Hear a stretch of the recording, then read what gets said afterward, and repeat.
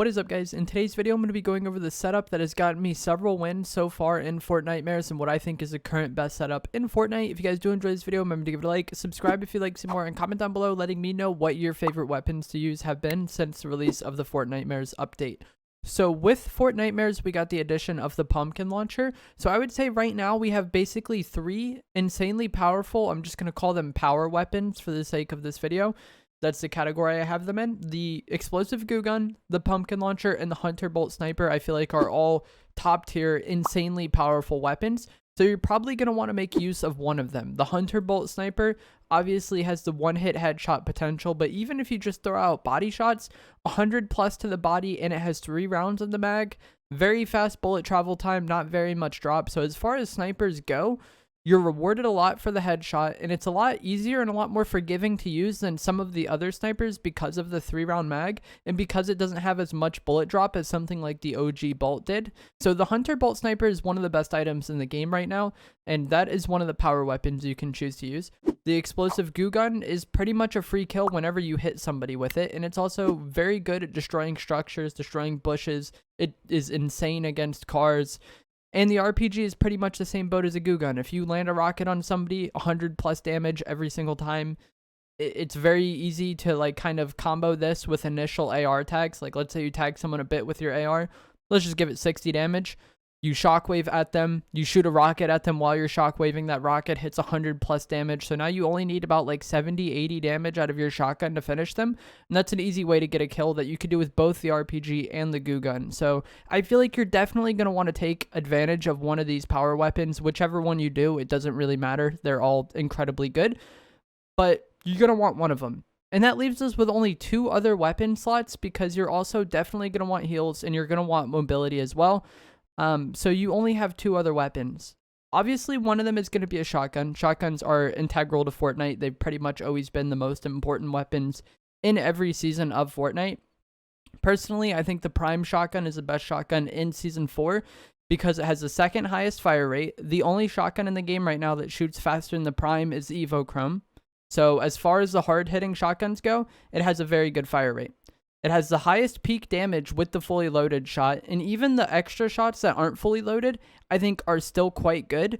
And while the Ranger is very consistent on hitting 100 plus, it only has 1 round in the mag. So if you are in a like somewhat scuffed close range fight where you shoot them with your shotgun and then swap to your follow-up weapon, you're stuck on that follow-up weapon forever. Whereas with the Prime, you can shoot them with the Prime, you get that good first damage shot, swap to your AR, put out a few shots, and then swap back to the shotgun, and you're not like stuck on the spray weapon forever. And I feel like that can be the difference maker in a lot of fights. If you like using the lever shotgun, if you like using the Ranger shotgun, that's fine. They're both good.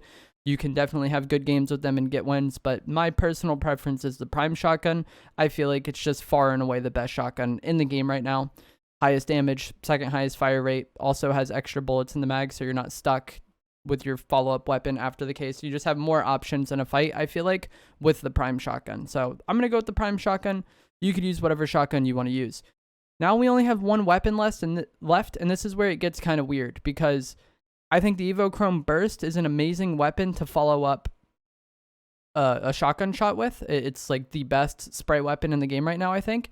And the Cobra DMR is also incredible at long range, but it's kind of lacking in more close to medium range, mainly close range. So I think the Hammer AR is the best choice for this because we want to take advantage of one of those power weapons, and because we need a shotgun as well. We only have room for 1 more weapon, and that weapon needs to be able to do medium, long range, as well as close range to follow up with our shotgun. So I think the Hammer AR is just the best choice. It's the most versatile assault rifle. It's good at everything. You can shoot people across the map with it very easily if you're able to control the bloom and tap fire or burst appropriately.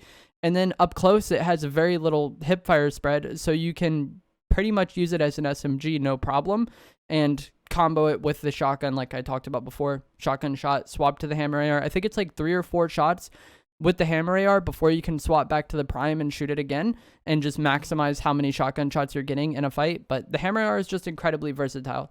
Like I said, I love both the Evo Chrome Burst and the Cobra DMR. I think they're both incredible weapons, but they're just too one-dimensional for what we're going for. We need a weapon that does everything, and that's why the Hammer AR is best. The Chrome Burst really sucks at long range because it has a lot of bloom.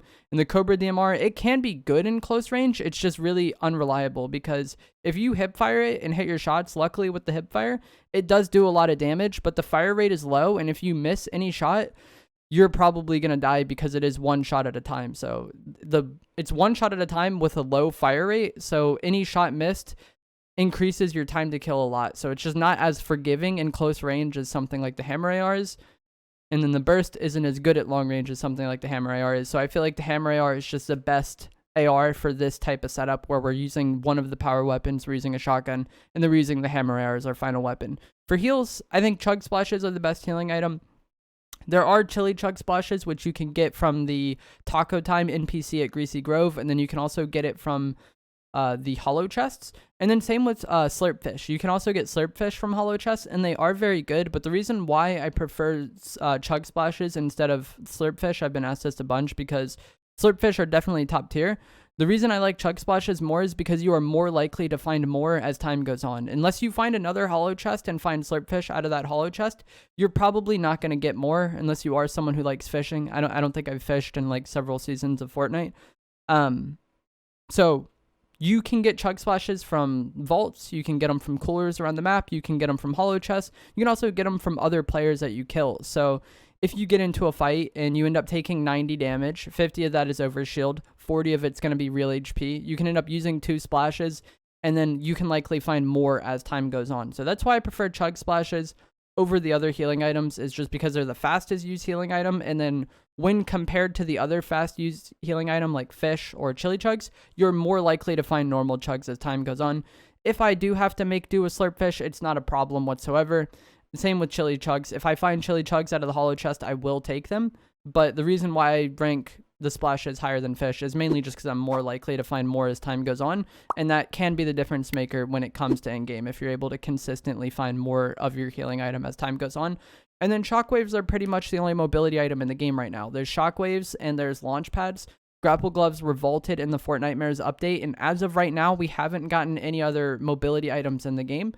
It might be that in a few days we get the witch's broom for like a content update, but for now shockwaves are the only mobility item in the game, and so they are just the best mobility item in the game by default. Launchpad is nice, but it's not as like easy to use as shockwaves. You know, there's so many things you can do with shockwaves. You could shockwave yourself straight up and then shoot goo down on somebody. You can RPG down on somebody, knock people out of bushes like we've talked about before, push people with it, get away from people with it, take height with it. Just compared to the launch pad, I feel like the shockwaves are way more useful in a fight, I guess, because it doesn't make you go into the animation.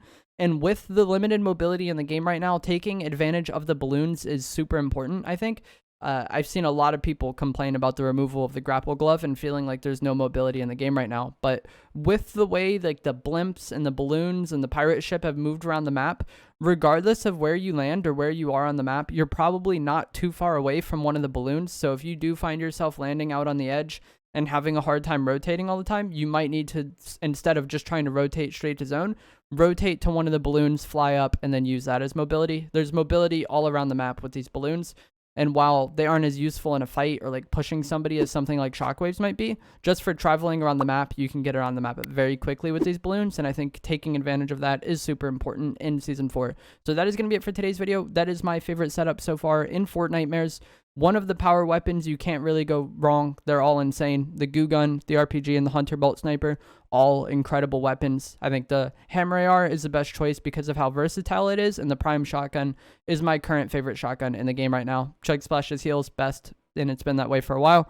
And then shockwaves as well as the best mobility item. If you guys did find this video helpful or informative, remember to give it a like, subscribe if you'd like to see more, and comment down below letting me know what your favorite items to use right now in Fortnitemares is.